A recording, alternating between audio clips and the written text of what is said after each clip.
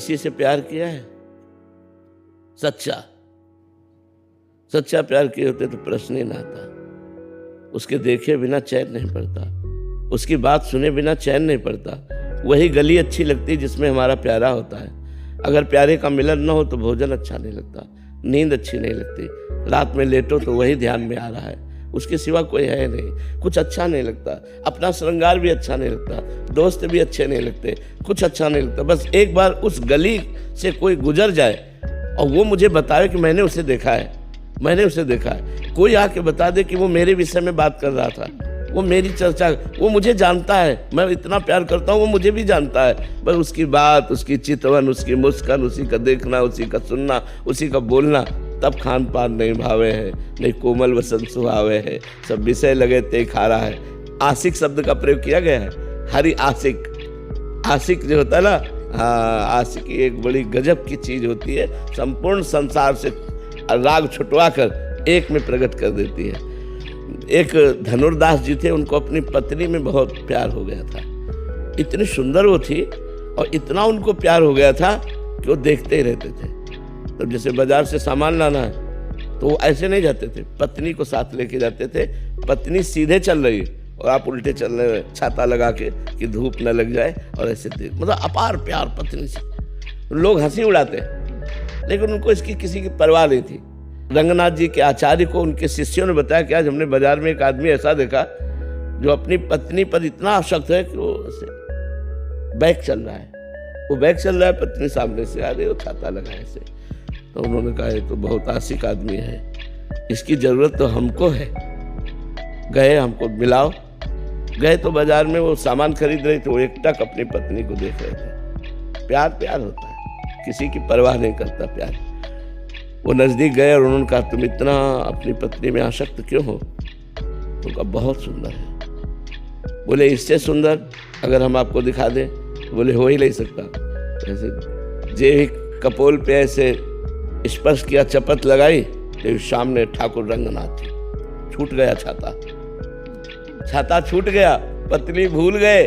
भगवान की मंद मुस्कान में बहुत बड़े महात्मा हुए, उनका नाम हुआ धनुर्दास जी महाराज, बहुत बड़े महात्मा हुए। तो आशिकी जब प्रबल हो जाती है तब जीना मुश्किल हो जाता है, अपने प्यारे के बिना जीना मुश्किल हो जाता है। अपना प्यारा नजदीक होता है तो डर लगता है कहीं छूट ना जाए, एक भय लगा रहता है कि कहीं हमारा बिछोह ना हो जाए, कहीं कुछ हो ना जाए। मतलब वो हर समय अपने प्यारे के विषय में, तब उसे खान पान अच्छा नहीं। खान पान अच्छा जब लगेगा जब प्यारा साथ होगा।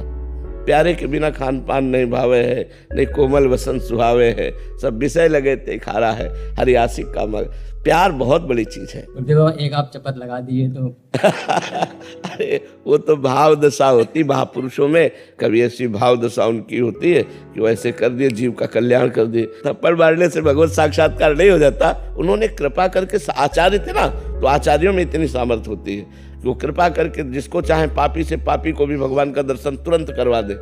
हमारे यहाँ नरवाहन जी हुए हैं, बहुत बड़े डाकू थे, पूरे ब्रजमंडल में थर थर कांपता था ब्रजमंडल, और यहाँ जो आता था उसको कर देना होता था राजा नरवाहन को। तो हरिवंश महाप्रभु राधा वल्लभ जी को लेकर जब वृंदावन आए तो मदन टेर पे विराजमान हुए, और ये सूचना उनके सेवकों ने, नरवाहन के सेवकों ने दी, और उन्होंने बताया कि ऐसे महापुरुष है कि हमारी हिम्मत ही नहीं कि मैं कर मांग लूँ उनसे। बहुत सुंदर हरिवंश महाप्रभु थे, बड़े तेजस्वी महाप्रभु थे। सेवक जी ने वर्णन किया है, अतुलित रस बरसत सदा सुख निधान बनवास, अद्भुत महिमा महि प्रगट सुंदरता की रास कनक दुति देह रुचि, बारिज बदन प्रसन्न हास मधुरंग सुचि, शुभ्रु सुष्टु ललाट पट सुंदर कर्णम, नयन कृपा अवलोक प्रणत जन आरति हरणम। इतना सुंदर स्वरूप और करुणा करके देख ले तो जीव निहाल हो जाए।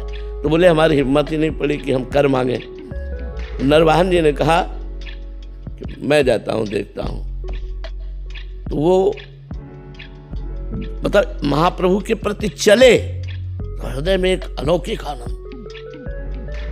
तो उनकी हिम्मत नहीं पड़ी कि वो सामने जाए। झरोखे से देखा कि महाप्रभु राधा वल्लभ जी का श्रृंगार कर रहे हैं। कभी किसी को प्रणाम नहीं किया था, बस प्रणाम किया और मन से हरिवंश महाप्रभु को गुरु माना और राधा वल्लभ जी को इष्ट माना, और जपने लगे राधा वल्लभ श्री हरिवंश राधा। ये महापुरुषों का चमत्कार, राधा वल्लभ श्री हरिवंश, राधा वल्लभ श्री हरिवंश। इधर एक यमुना जी से ही व्यापार चलता रहता था पहले, बड़ी बड़ी नावों में, जल जहाजों से।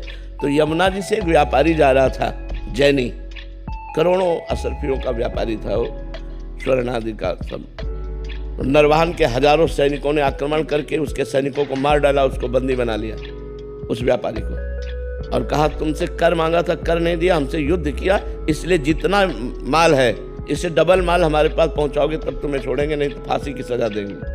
और उसको जेल में बंद कर दिया। और उसने कहा इतना हम कहाँ से लाएं, जितना ये है इसी व्यापार, ये मूलधन है, अब इसी से तो हम अपना काम चलाते थे, हम कहाँ से लाएं। तो निश्चित की गई कल फांसी की सजा होगी उसकी। नरवाहन जी इन सबसे अलग होकर एकांत में राधा वल्लभ श्री हरिवंश, राधा वल्लभ श्री हरिवंश। एक दासी जो थी वो नरवाहन जी को जो सेवा में उपस्थित रहती थी, उसने भोजन लिया और जैनी के पास जाकर कहा आज खा ले रात्रि में, कल तुझे दिन में फांसी की सजा होगी।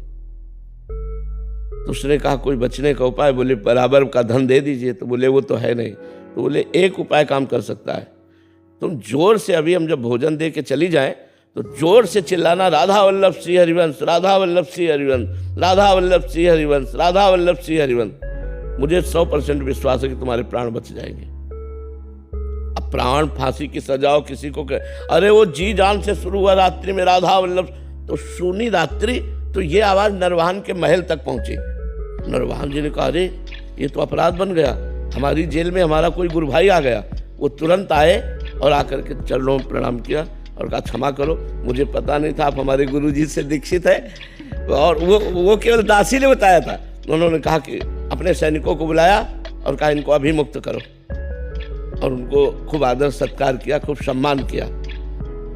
उस जैनी ने विचार किया कि जिनके नाम के बल से मुझे प्राण बख्शे गए और सारी संपत्ति मिल गई, जहाँ फांसी मिलनी थी वहाँ मुझे सम्मान मिला, मैं एक बार चल के दर्शन तो करूं। तो लोगों से पूछा कि राधा वल्लभ श्री हरिवंश के, तो बताया राधा वल्लभ इष्ट श्री हरिवंश आचार्य मदन टेर में विराजमान। वो जाके चरणों में गिरा, सारी संपत्ति समर्पित की। महाप्रभु ने कहा संपत्ति हमें नहीं चाहिए, तुम कैसे शरण में आए? तो उसने पूरी घटना बताई।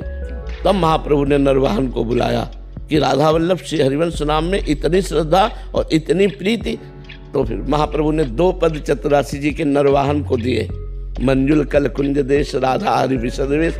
एक ये है और एक है चलहि राधिके सुजान तेरे हित सुख निदान। इस पद में महाप्रभु साक्षात प्रियालाल का दर्शन नरवाहन को कराते हैं। नरवाहन प्रभु निहार लोचन भरी घोषणार, नरवाहन प्रभु सकेली बहु। वो पहले पद में है। ये दूसरे पद में जो 12वां पद है, नरवाहन प्रभु निहार लोचन भरी घोषणार, नक्सिक सौंदर्य काम दुख निकंदनी, बिलसो भुज ग्रीव मेली, भामिनी सुख सिंधु झेली, नौ निकुंज श्याम केली जगत बंदनी।